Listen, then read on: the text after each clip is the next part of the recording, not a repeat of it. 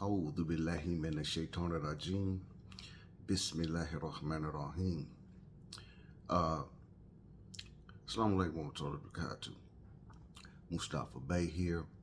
I wanted to share a few observations from a very informative video I just watched this morning by the brother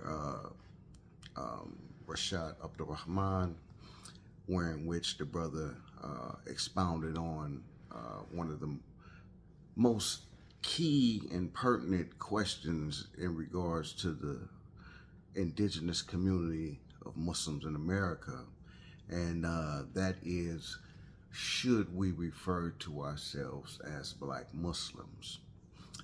Interestingly enough, this is a question that isn't a new question, a question that many people seem to sweep under the rug in regards to its importance.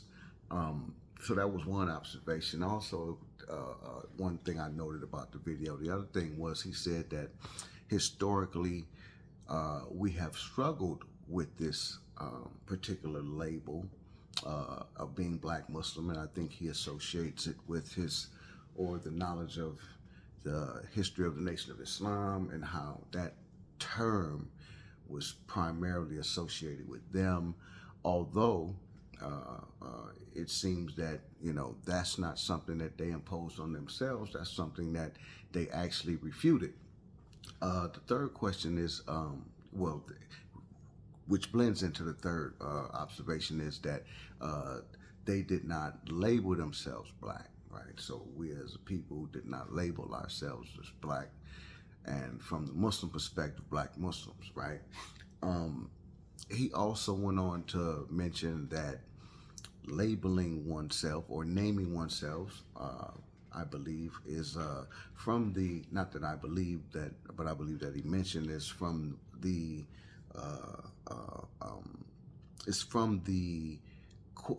qualities of Khalifa, to be able to name and define things, to name and define self, to name and define environment, right? So on and so forth. And so that is one of the primary activities of man. And we know that Allah Ta'ala says he created us in nations of tribes that we may know each other and not despise one another. And when you go into the tafsir, because it's coming from the perspective of the Arabs, they say that the tribes refer to the Arabs, right?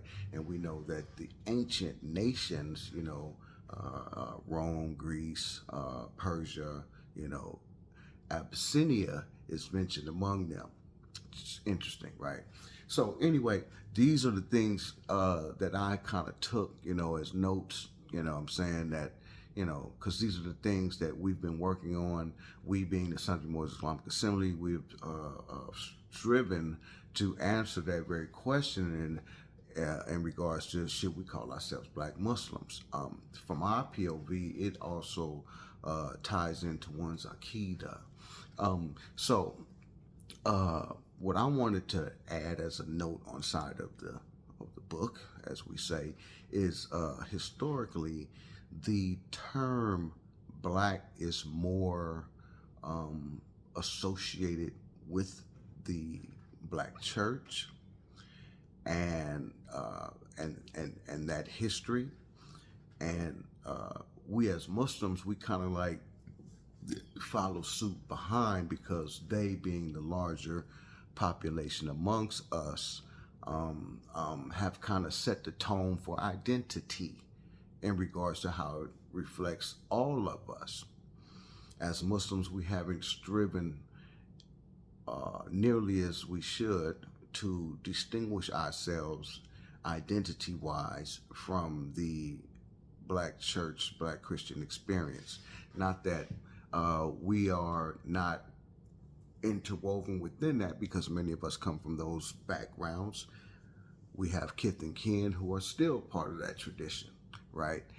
But Islam brings about a new understanding, and fortunately enough, we find in Islam our reconnection to the human family. I would argue that black, Negro, and colored are not actually nations and tribes connecting to the human family. So that's one thing. Also, I know that uh, uh, um, when it comes to leadership for the black people in America, that's primarily come from the Christian tradition as well. So, as Muslims, we have questions to answer, right? The question is, are we separate and distinct from that? Do we have our own leadership? And do we have our own identity? Yes, we do. Is that an identity that links us back to Islam?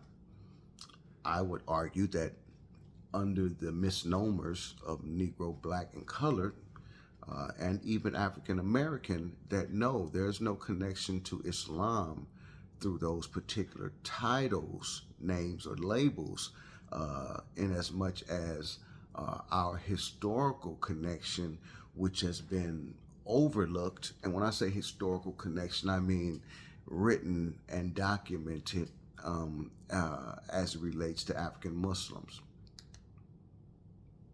Now,